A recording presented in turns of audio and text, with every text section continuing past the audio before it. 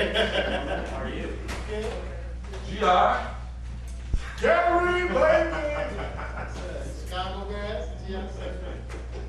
3M. Now we waiting on You got white football? Ah! I'm from Indiana. Oh, you are football? Anderson. Oh, cool. Anderson, Indiana. Straight. Middle of Indiana. Like that. How you? Yeah. How you? My brother lives right there. Yeah, Oh, really? Yeah. Okay. You know, there's many Indiana folks in California. You're a rare breed. Someone like Iowa or something. Iowa.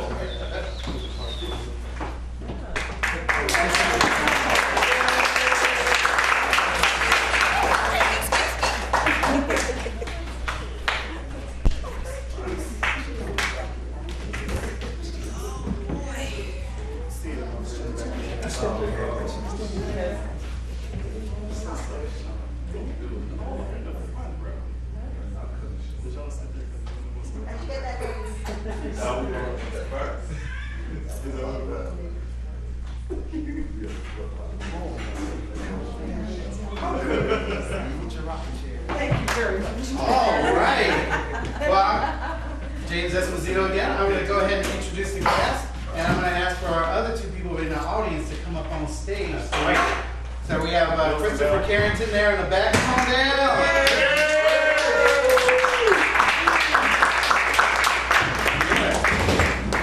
Chris actually basically is playing on Saturday nights. Saturday night. And then we have Wilson Bell, our director. Come on.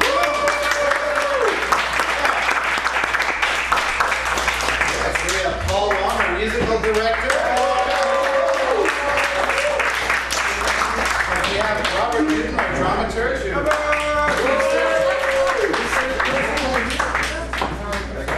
Are you a part of the cast too? You a part of Yeah, no, there you go. So I'm sitting in the back. I'm used to it.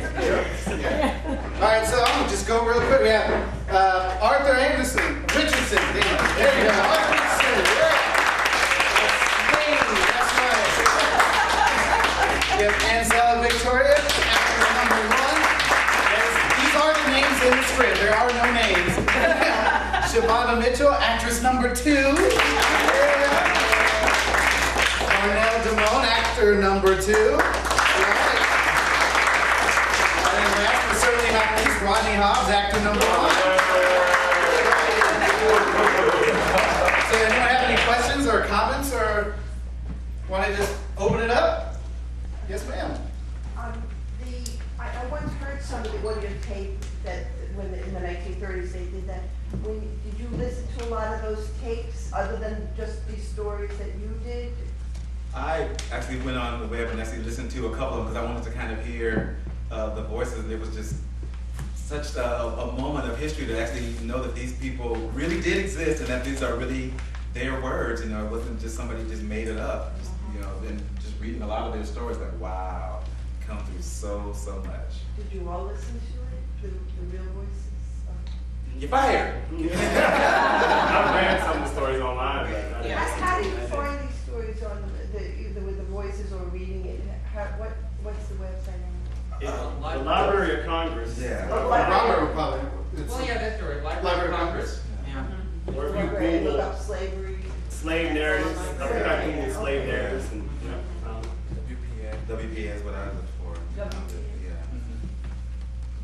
Yeah, these are, as it says actually in the program, these are, they're the actual slave narrative text. I mean, nothing is really, added in at all. I mean, this is exactly how James DeJohn basically wrote the show. I mean, it was all put together using these slave narratives. I mean, he obviously moved some narrative, cut some narratives, and so that it would fit into an evening. But this is exactly how it was written. So well done.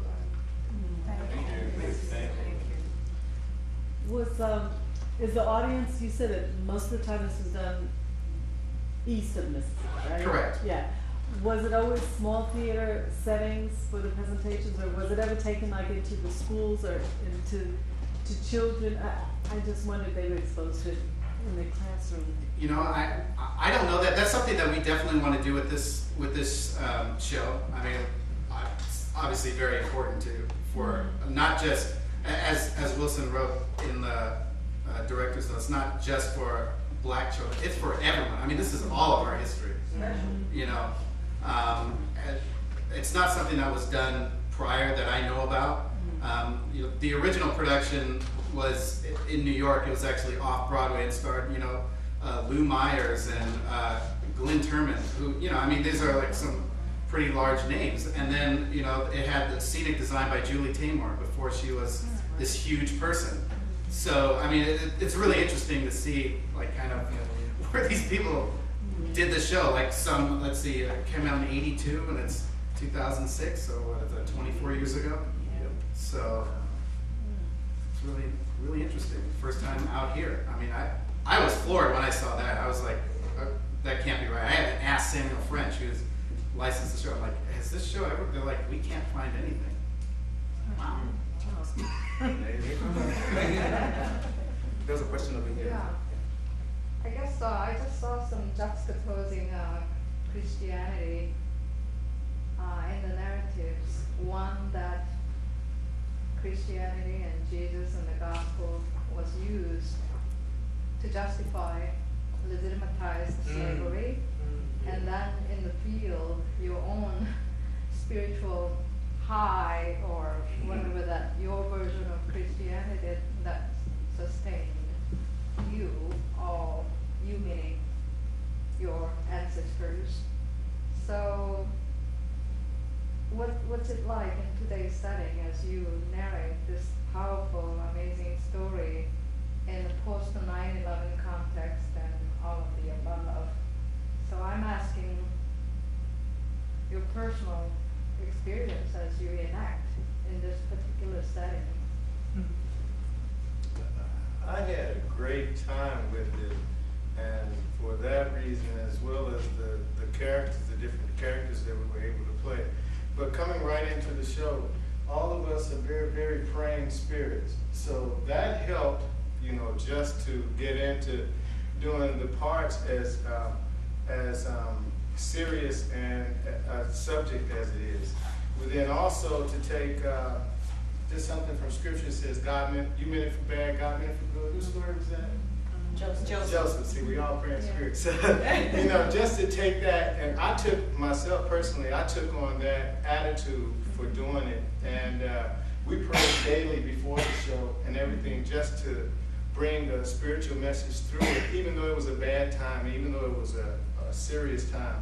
We always pray daily before each show, and we talk about it personally amongst ourselves, and we want to give it even though it was bad, we want to give it a different light, and it is a growing type of thing that we all as a country went through, and spiritual, physical, mental, you know, we look at our wrongs and we correct them. So, you know, on both sides, spiritual cast, but then, you know, we're going to get into this and we're going to change how maybe through our talents, people kind of look at it. That was ugly, but we want to make it beautiful through this. We try to make it beautiful through our prayers and through putting it on stage.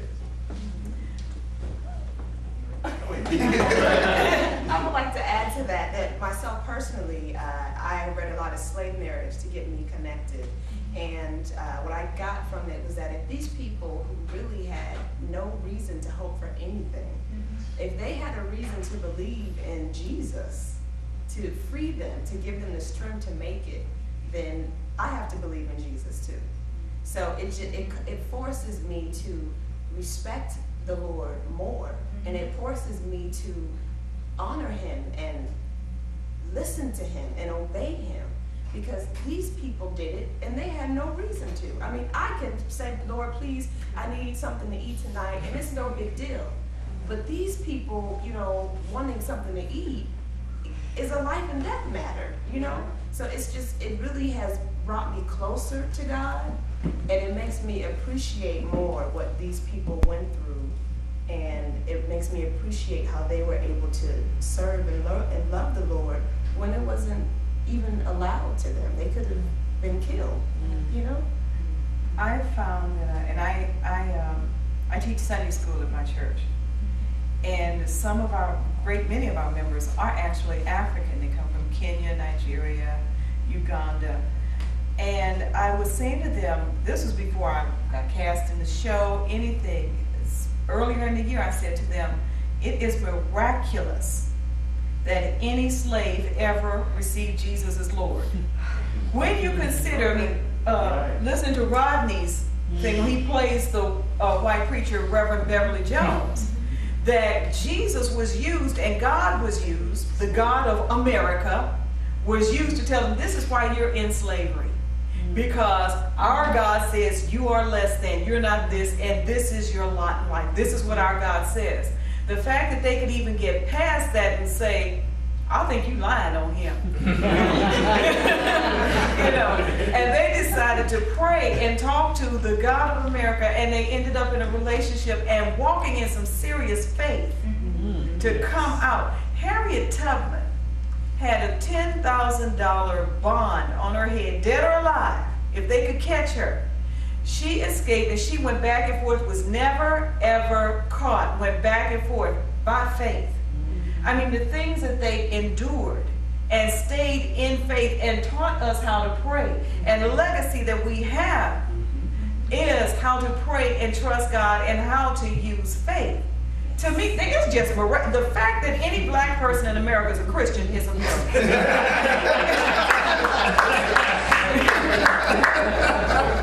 I just want to add, there's a Harvard Press book, Righteous Contenders. It's a document, it's a history of black Baptist women and their role in the 1800s to early 1900s. I highly recommend that book. Wow. By Harvard Press. What is it called again? Righteous Contenders. Righteous Contenders.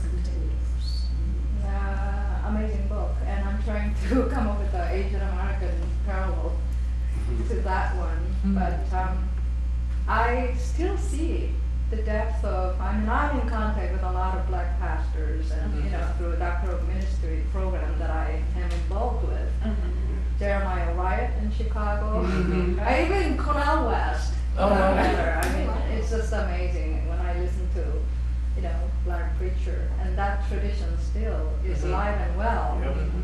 But I am, on the other hand, as LA Times today's paper reported, that Steve Lopez, columnist Steve Lopez, contrasted the whole civil right and the freedom of speech and all of that, compared All Saints Church in Pasadena, which is in trouble because IRS is trying to threaten their, tax exemption status as a nonprofit. And then there's a Black Baptist church less than 2 miles from that church that kissed up. I mean, just regarding that whole situation, I mean, it's a political quagmire, and a lot of it has to do with the administration, the current administration, and how one particular group may come across as being political in their church if it's not strongly Republican, or if it's strongly Democratic. It also has to do with, yeah, you're right. I mean, it has to do with how they play the game of apologizing and getting around those politics. And this Episcopal Church has said, no, we're a church and we said certain things, but other people have said them. At this particular time, you didn't like it because it sounded to be anti-Bush. And we were very careful to ride the line, to ride the borders, because, I mean, we're smart enough to know what we can absolutely say and what we can't. And now you're trying to parse what we said because it seems anti-administration. And so that's where it is right now. And the IRS said, you need to turn over some papers to us, and they said no. we are going to challenge this. And I think that it is important, because here's the thing, with this piece and how I approached it, directing it, and everybody you asked about, you said there was a juxtaposition. There's historical evidence or information that suggests, and even today, current information, for whatever reason, I don't know, but Black Africans have a very spiritual, even when it's not Christian, background. And so that was very connected, and they got here, and that information informed their Christianity, and yes, it's very, very strong. In addition to the fact that America is a Judeo-Christian nation. It is. We have separation of church and state, but the reason that we were created was, the country was created, was because they weren't being allowed to worship in the way that they wanted. So they came over here. And so oftentimes what we're working out right now is freedom to worship in the way that you want does not mean that you can't worship, or that religion is not a part of who we are, because it is. That's a sticky and difficult thing, but it is the truth of how America got started. It's a part of who we are. If someone didn't come from this deep spiritual background that it appears most of you have had, I mean, could they possibly do justice to the play? I mean, did you seek out people who... Again, no. Actually, the way the show got cast was we had so many African Americans in the company, and I said, we'll use all of them. all of them that were available, and that was really how it was. Now I did a thing, and just because it's the way I work, and people who have worked with me before know this. If they have been Muslim or atheist, right. The way I start the rehearsal, I'll give you my disclaimer, is okay, this is how we work in my rehearsal.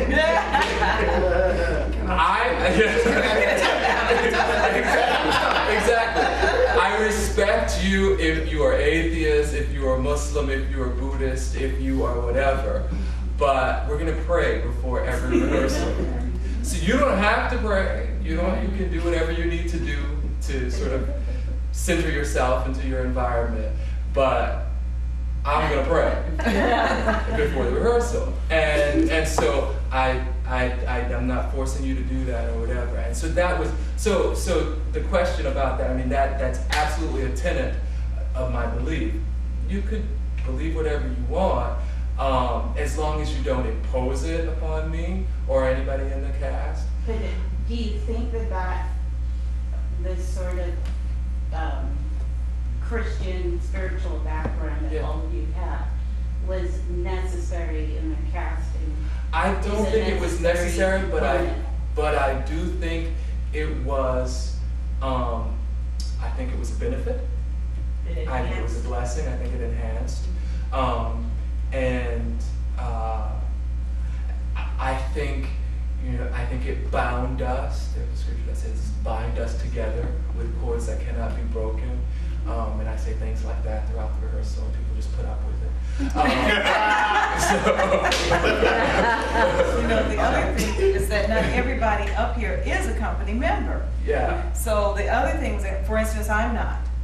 And someone that was in the company couldn't do the show. She was blessed with a movie. I got blessed with the show. So Wilson called me, we had worked together before, and he called and asked if I was available. And I said yes.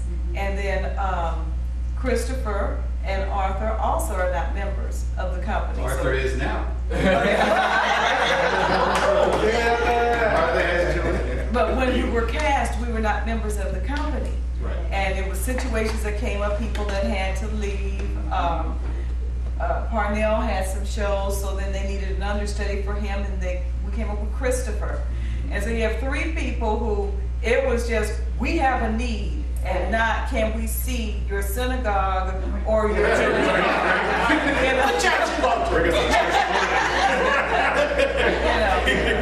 Yes. The acting was incredible. I mean, you inhabited so many unbelievable characters where it's so hard to just inhabit one character at a time. I was amazed. But I want to know, how did it feel when you were inhabiting the master, you know, those, and the hateful things they would say, especially when, I forget your name, Mr. 51. When he comes out and you're selling, your facial expression, by the way, was devastating. Parts of your face, I mean, it was just, the pain. But when you're on that block and you guys are jumping up and down, my first life. But how did you feel inhabiting that character? That was very hard for me at first. With Wilson, because he was scared to be naked. Yeah. That's a whole new story. We always wear a diaper. Yeah. I was coming for like 3 or 4 weeks, and I really, everything else I was picking up, because I have a very wide array of characters in my family, and so lots of times I just take them and I put them in stuff like the Fisher guy. But that particular part I was having trouble with. I couldn't reach that pain threshold that I thought that slave being sold was. And then one day something happened in rehearsal, and Wilson said, "Arthur, what is this person going through?" And I really didn't take it in that night, but I slept on it, and I really, I couldn't imagine being sold, but I allowed myself to go there. And each time, after that conversation I had with Wilson, I just allowed myself to get lost every time I hit the auction block. And you saw your fear, Yeah. Thank you. And then how did you feel, not just that scene, but all the scenes where you had to be that alter ego, that awful ego? It wasn't difficult for me, but it did really make me think, like, how could somebody be that evil? I mean, to another human. I mean, really? Because I was thinking about the story that Angela tells at the end about the rocking chair, and I'm like, people wouldn't even treat their dogs that way. And she treated a little girl like that. So in that regard, it was difficult to just imagine it. That was inside some other human, the ability to be that evil and that nasty towards somebody else. But it's kind of like we said, this is all of our history, so somewhere within each of us, that base person exists, So it's like when you inhabit those characters, you just tap into it. Did you all feel that when you played that? I like playing evil people. It's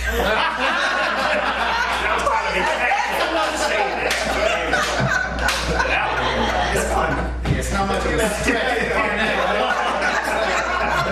They ain't even acting up there at all. Because I think that as human beings, we all have the capacity to be really hateful or to be really loving.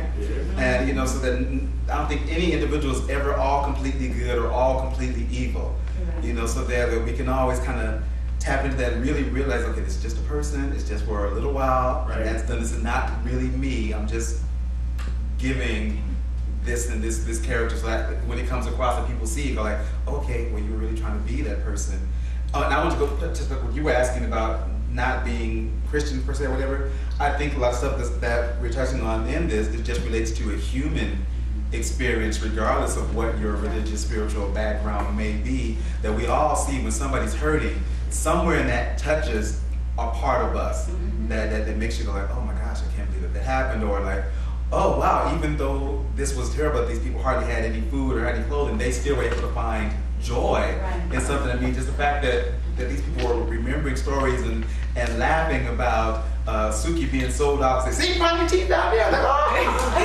There is something in the humanness of any story of anybody on this planet that when you hear about something that people are triumphing over adversity, it's like, yes, you made it through the human spirit, yes. They created a community Yes. that helped each other. If they didn't have that, they'd have nothing. Can I ask you guys a question? Sure. Did you find it hard to laugh at some things? Did you know whether you could laugh, whether, you know, because we always talk backstage like, I don't know if they feel like laughing at that pain, or, you know, we would have, what do you But think? allow us to, like when you did the thing with the dress thing, you know, because you're laughing, it's all right. I couldn't laugh. I didn't laugh at all. Really?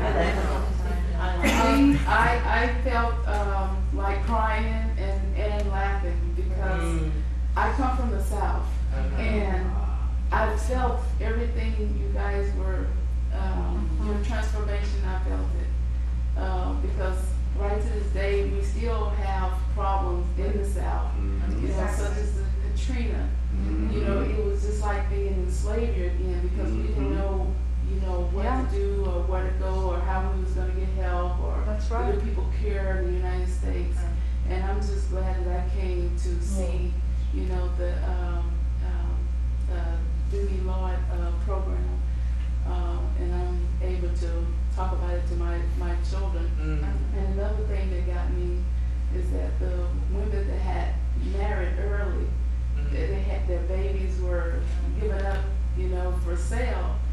And I'm a mother of 9 children, and I can imagine, you know, being back in that day, you know, going through all the chaos, you know, what my life would be back then.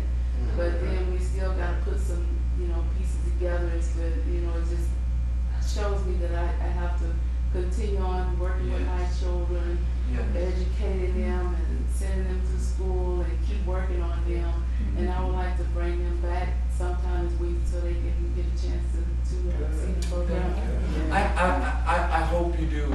I mean, one of the things, you touched on a couple of things that we talked about during the rehearsal. One of the things that I talked about early on is laughing to keep from crying.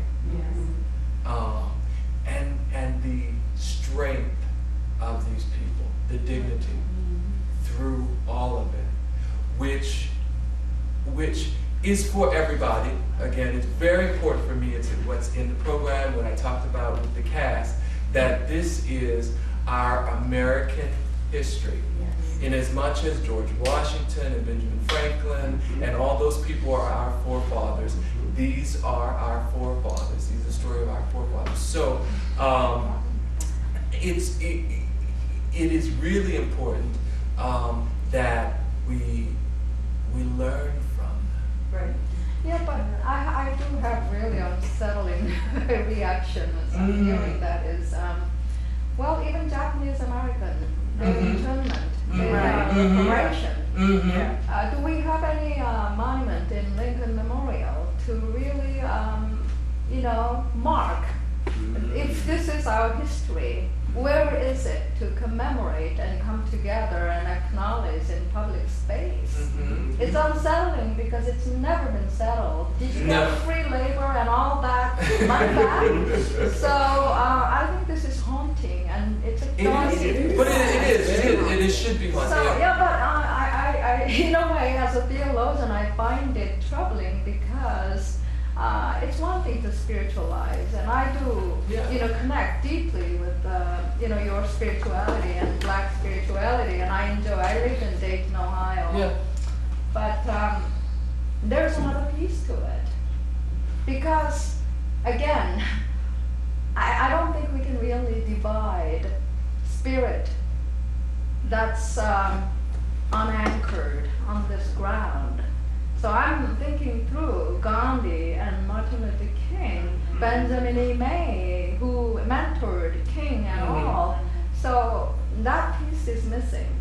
I deeply appreciated your presentation, but here I'm as an educator, I have to uncover and unearth all of these narratives in order the younger generation XYZ, even African American students, were clueless. Absolutely. Which is this is what about it, which is again why I But please do not glorify violence and evil. Oh, no, not at all. We're not, you're not, but somehow, that's how I heard it. I know, and it's okay. It's okay. But so I'm challenging you. Is there any way you can go a step further, as my sister is talking about Katrina, and I see this as a powerful narrative that still happens today. I think, and I know it has a question or comment, but I think in the complexities of life and the complexities of theater, we have a certain amount of things that we can do within our environment, within our whatever it is that we have. This text, this show, this is the limit for this show. We can't rewrite it. We can't, I mean, I'm taking some liberties, but we can't, that is the text. That's how theater works. If we want to do another show based upon that around 9/11, and I appreciate what you're saying. Katrina, I should say. Katrina, or anything else, we can. But what we can do with this is exactly what you're saying, and I appreciate that. Is that we can spark something, and we can ignite this energy, and then suggest to you as a theologian or anybody else as a writer to write that next step, to do that other thing, because we are limited within the bounds of this particular thing.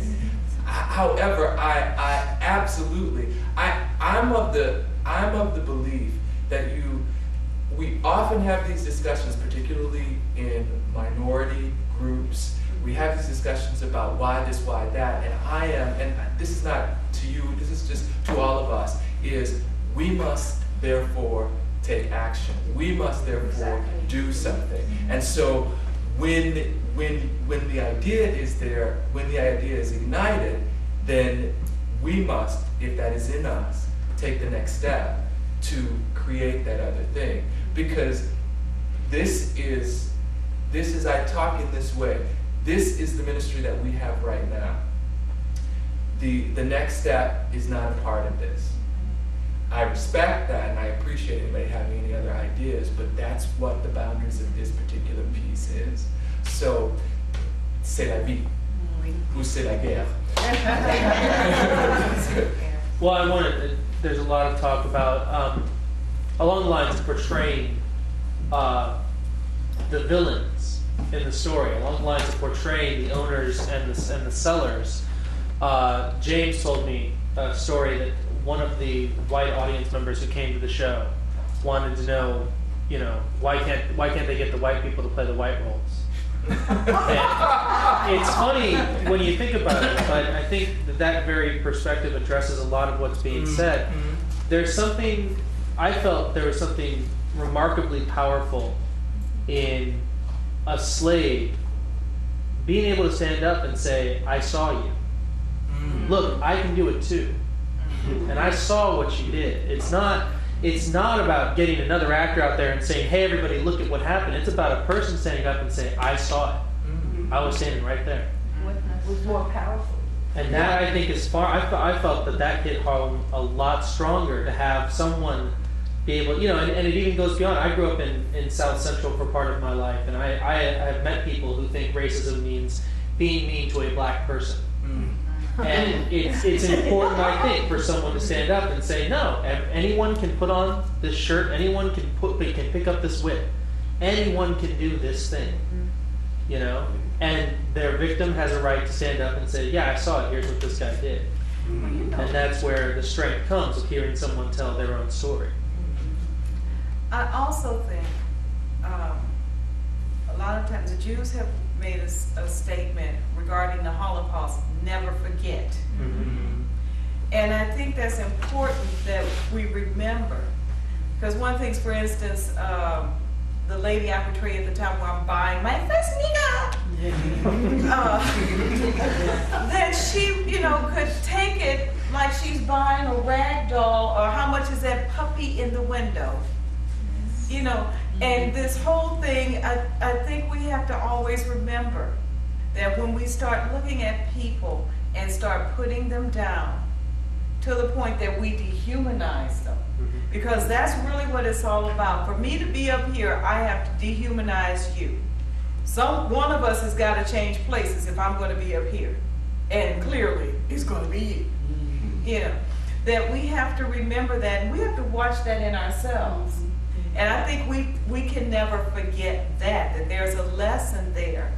That all of the things that have happened, the Holocaust happened because somebody decided they were here and the Jews were here, you know, and this way, because it wasn't just Jews that died. It was like whoever they found inconvenient. I mean, you know, if you were born deformed, they told your parents they'll be much better off, you know.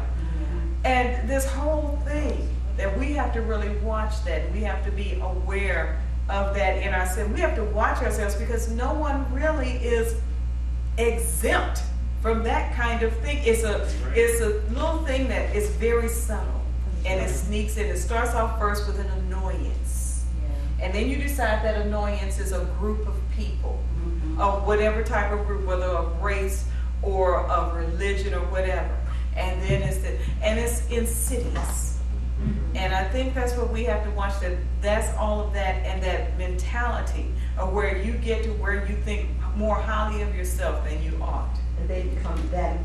Them! Oh, them, that's a key word. Them and they. Again. Them and they. I sadly have cousins who have said that, and I'm like, who? Piggybacking on what she's saying, and you know, just a general statement about villainy and portraying villainy. We all have it within us. We have to check it. I was sharing with one of my castmates that when I was in college, I grew up in the Deep South, and you know, racism.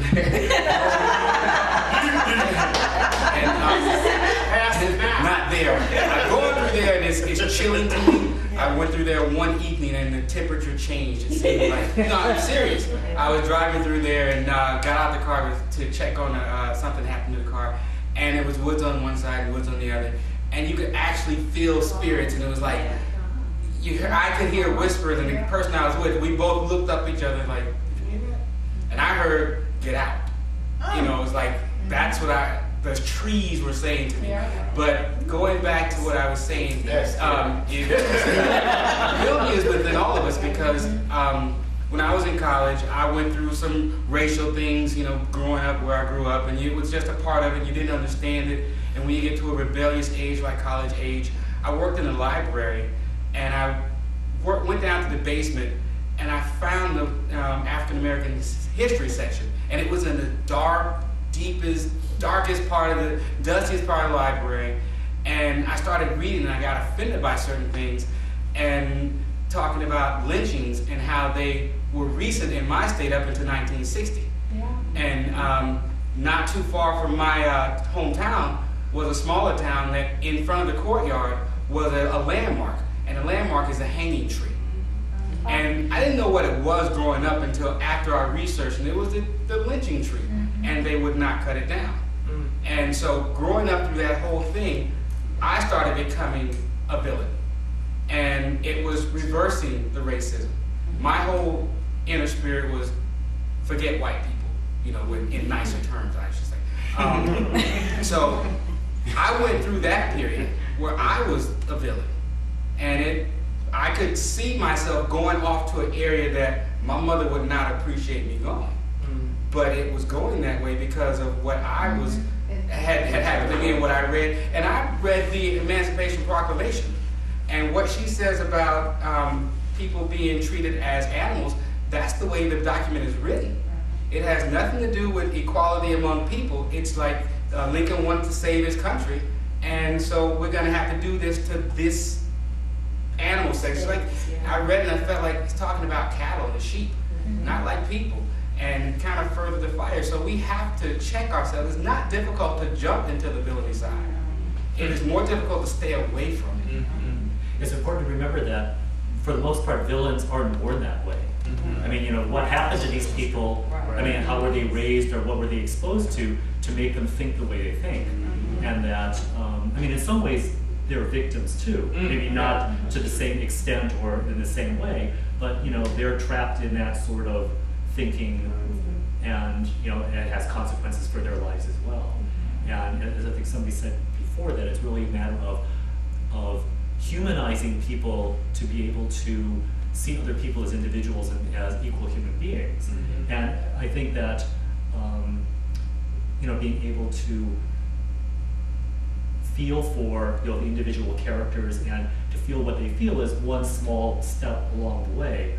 And hopefully, you know, when people come to see presentations like this, that they can, you know, begin to understand a little bit more about what it might be like to be, you know, in somebody else's circumstances. I mean, unfortunately, the people who may, you know, need to see that the most are maybe the least likely to come. But you know, but as Wilson said, you can only do so much. It's you know, there are small steps. You know, you're not going to do the whole thing at once. All you can do is your step, and then there's another step, and then there's another something, and you know, hopefully, you know, we get closer rather than further. But even those people who are sympathetic, it's still an education. Yeah, absolutely. These words, that knowing that these are the true words from the ex-slaves. I mean, if you change one person, who knows who they will affect, or who they will, you know.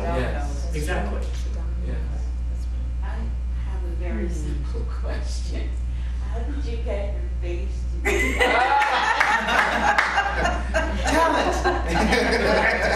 What was it like to actually inhabit that physical? And I'll tell you, initially when we started rehearsing, I was saying to him, do I want to really do this manually, or do we want to do makeup? And the only problem with makeup is that then the makeup is always there, even when you're somebody else. And I'm switching like 9, 10 times, you know, like to different people. And so finally I just said, okay, the only way to do it is to come over here, and then I had to train myself to sing. Sing out, Louise, from the right. You know, and just when I get a chance, turn around, and then, you know. I didn't get tight, because I was trying to. Actually makeup, or you were actually doing something. Pull it over. I just want to, one last thing, because it's getting late and we all watching our watches. I want to say thank you so much for staying. Thank you. And also for, I know, but I can't say it another way, but this is who I am.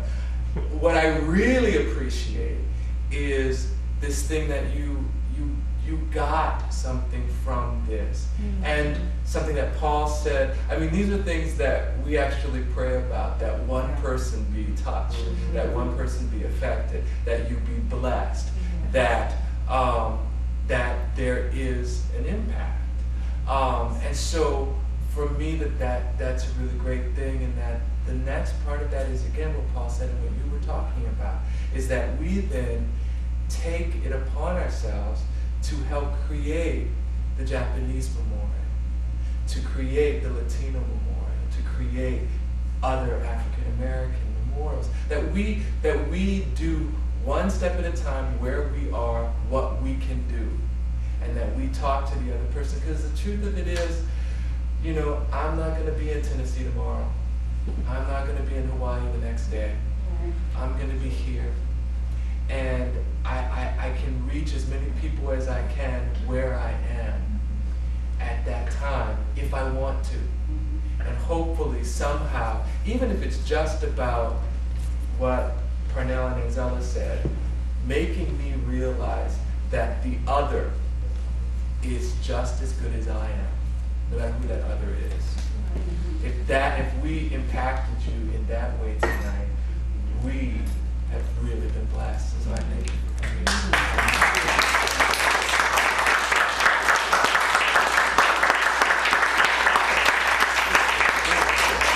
I have one more question. How did y'all get that walk down you ladies, the grandma walk?